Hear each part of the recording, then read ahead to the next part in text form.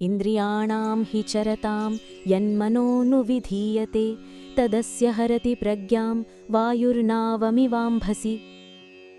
अर्थात क्योंकि जिस प्रकार पानी में चलती हुई नाव को वायु हर लेती है, उसी प्रकार विषयों में विचरती हुई इंद्रियों में से मन जिस एक इंद्रिय के साथ भी लग जाता है, वह एक ही इंद्रिय उस पुरुष की बुद्धि को हर लेती है। यह श्लोक एक बहुत ही सुंदर और गंभीर चेतावनी देता है। एक उदाहरण, वायुर्नावमिवाम्भसि। कृष्ण एक नाव का उदाहरण देते हैं जो पानी पर चल रही है।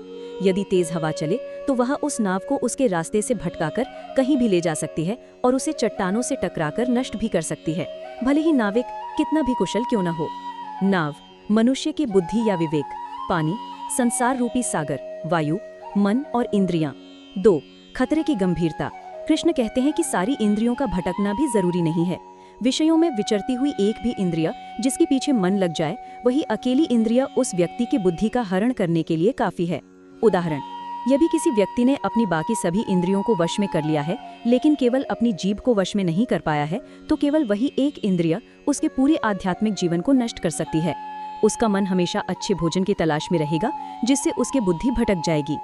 3 मन की भूमिका। इंद्रियां अपने आप कुछ नहीं कर सकती, वो तभी शक्तिशाली होती हैं जब मन उनके साथ लग जाता है। मनोनुविधीयते। मन ही इंद्रियों का राजा है। यदि मन वश में है तो इंद्रियां कुछ नहीं कर सकती, लेकिन यदि मन ही किसी एक इंद्रिय के पीछे चल दिया तो वह बुद्धि रूपी नाव को हवा की तरफ भटका देता है। यह श्लोक हमें सिखाता है कि आध्यात्मिक मार्ग पर आंशिक अनुशासन पर्याप्त नहीं है।